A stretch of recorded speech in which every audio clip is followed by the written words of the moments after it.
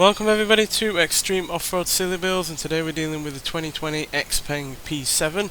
Now this has 636 horsepower, 724 pounds-feet of torque from its electric motors and batteries.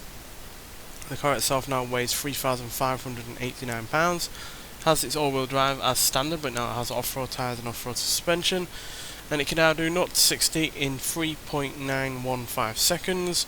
0 to 105.917 seconds, and it goes to a top speed of 224 miles an hour.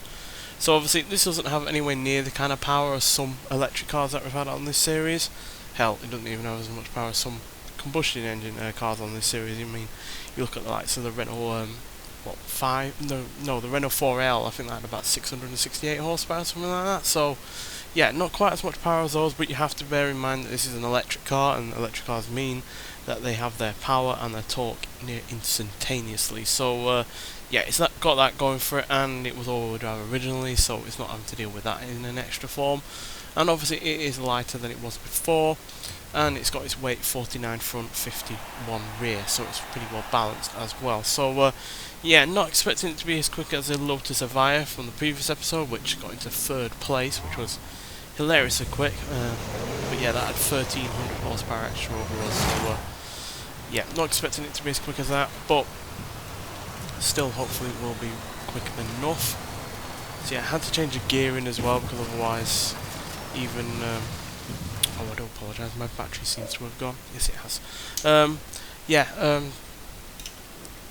Change the gearing because otherwise, even with the extra power and with the extra torque, it still would have only topped out at 119 miles an hour, which is enough for, you know, everyday kind of driving and all that lot. But when it comes to racing on this series, you do need more than that, because we see plenty of vehicles getting up to more than 119 on the series. Some have gotten up to 160 and 170. So yeah, that does not mean that this is a particularly quick in terms of its acceleration, but it does mean that it's going to be able to go quicker at the top end, and as you can see we are already doing that. So yeah, and given we don't have all that much in the way of power, we're going to make up for that lack of power with higher end of top speed. So yeah, and it's simple enough to change the gearing if you want to do that yourself.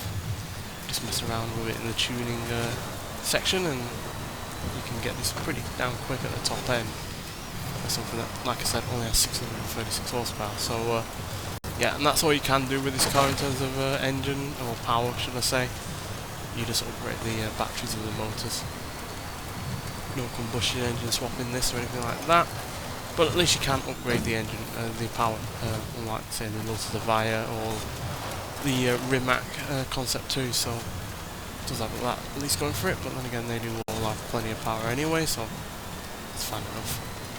I think the only other electric car you can do that with is the Porsche Taycan. But good EV news, by the way, we have the Audi e-tron coming to this game, which is going to be a fantastic car to drive in stock, and hopefully it'll be a pretty damn good car on this series as well. I am looking forward to seeing what that can do. Again, an all-wheel drive saloon car like this. That has, I'm pretty sure, a damn sight more power than this even when this is upgraded, so yeah, if we can upgrade that car even more, then that'll absolutely fly. Obviously it is based on the same platform as a Porsche Taycan, but I have heard that there are differences in terms of handling and perhaps weight as well, so yeah, it'll be interesting to see what it can do against that Porsche.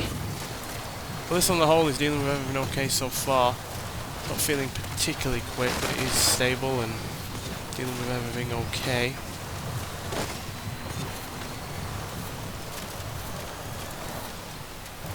Again, it's going to be interesting to see what this can do against the Taycan, because this has less power than that did, but I'm pretty sure we are weighing less going to us being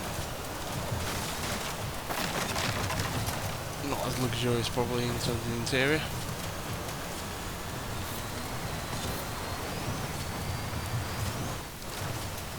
Easily getting past 119 down there. I'd rather be a little bit slower at getting to that speed rather than getting there quickly and only being able to do that kind of speed, because that would slow down a lot more.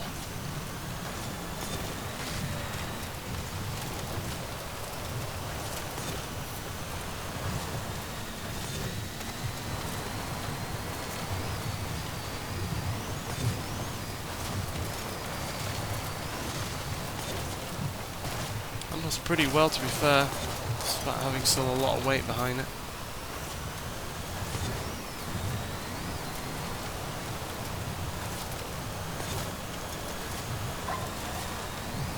And there we are. What have we done? 3 minutes 31.103. So yeah, by far one of the slower cars that we've had on this series so far. But that is quicker than the Taycan, I believe. Yeah, the Taycan Turbo S managed 3 minutes 32.872. So more than a second behind us. And the Neo EP9, another electric car from China, only managed 3 minutes 33.130. So yeah, we're more than 2 seconds ahead of that. So yeah, as far as electric cars go, that is pretty good. Obviously though, we are way behind the likes of the Avaya from the previous episode, as well as the Extreme E, which is still sat in 4th place. I don't think we've had any other. Yeah, it's also behind the Ford Mustang Mach-E, which is another really rather powerful electric car. But yeah, I'm pretty sure we are 3rd fastest electric vehicle. 4th fastest even, because I just remembered now that we're yeah, behind them. But yeah, we are also one of the faster Chinese cars, because obviously we are also ahead of the Wuling Sunshine S, as well as the Toyota Tundra TRD Pro.